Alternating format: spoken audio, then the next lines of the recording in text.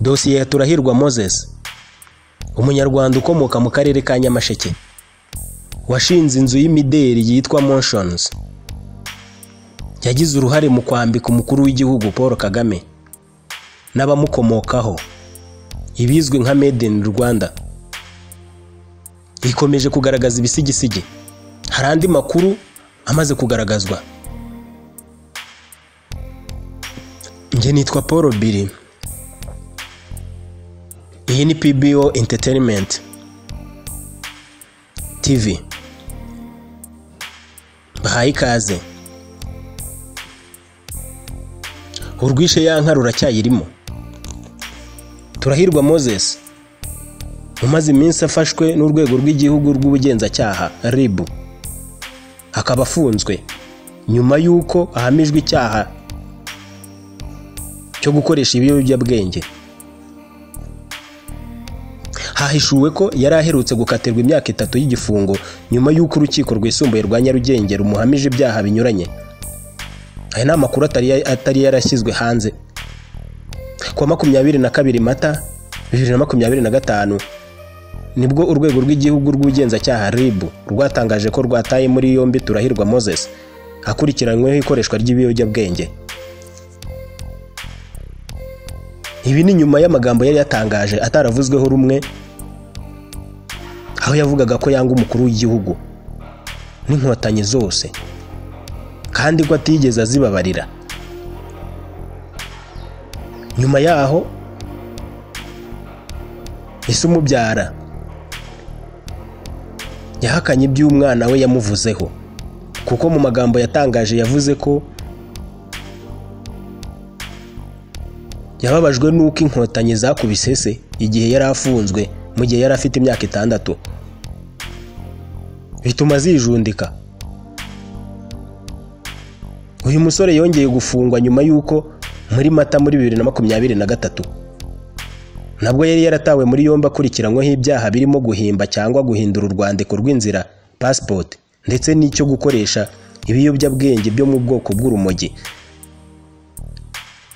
Ubanza ukwezi kwa 4 kutajya guhira uyu musore ni inyatsi kuri we. Kuva muri Mata muri 2023 Turahirwa yatangiye gukurikiranwa mu butabera kugeza muri Kamena muri 2023 ubwo yarekurwaga by'agateganyo n'urukiko rwisumbuye rwa Nyarugenge, ategekwa kujya yitaba ubushinjacyaha hanyuma akomeza gukurikiranwa adafunze. Icyakora nubwo yari yararekuwe by'agateganyo, urubanza mu mizi rwarakomeje, aho kuwa 20 Ukuboza 2024 urukiko rwisumbuye rwa Nyarugenge rwamuhamije ibyaha birimo icyo guhindura inyandiko cyangwa gukoresha inyandiko mpimbano no kunywa ibiyobyabwenge ari by'urumogi. Nyuma yo kumuhamya ibi byaha, Turahirwa yakatiwe gufungwa imyaka 3 ndetse agatanga n'ihazabu ya miliyoni 2 ndetse n'ibihumbi 20 y'igarama ry'urubanza. Icyakora Turahirwa wunganirwaga na Maître Bayisabe Irene, nyuma yo kutanyurwa n'imikirize y'uru rubanza yahise ajuririra iki cyemezo muri Mutarama muri 2025. Ariko icyemezo nticyavuzwe, nticyafashwe n'urukiko ngo gitangazwe. Haracyategerejwe icyemezo cy'urukiko rukuru kuri ubu bujurire. Umuhanga mu by'amategeko utifuje ko amazina yatangazwa yavuze ko kuba Turahirwa Moses yongeye gufatirwa mu byaha bisa nk'ibyo n'ubundi yari akurikiranyweho bifatwa nk'isubiracyaha. Ahamya ko ari ibintu bizagira ingaruka ku bihano bye. Mu magambo yati, urebye mu buryo bwa gihanga biragoye ko wavuga ko urumogi bamusanzemo muri 2023 ari rwo yaba agifite mu maraso ye. Bisobanuye ko hari urundi yanyoye nyuma niba koko bararamusanzemo. Aha rero ni ikindi cyaha yakoze kandi azakiburana bidakuyeho ko azanakomeza kuburana cyaha cya mbere.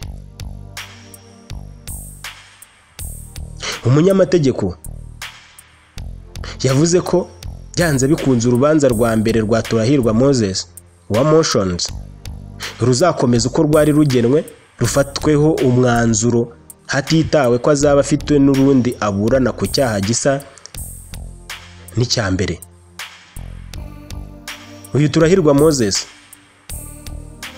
kera abanyeshuri bitaga umuntu nk'uyu porte-malheur. Ni wa muntu wahoraga mu bibazo mu mashuri yisumbuye, abayize barabizi. Hari umuntu wahoraga hasi hejuru n'ubuyobozi bw'ishuri, akaba ari we watorotse, ari we wasakuje, ari we wasimbutse ikigo, ari nawe watutse abayobozi, cyangwa se akaba yarwanye. Turahirwa Moses ni porte-malheur muri Motions. Uyu nawe amaze kwigira akaza seri zitarangira, ni filime z'uruhererekane. Reka episode ye y'uyu munsi nyirangiriza. Njye nitwa Paul Billy. Iyi ni PBO Entertainment TV. Narangije.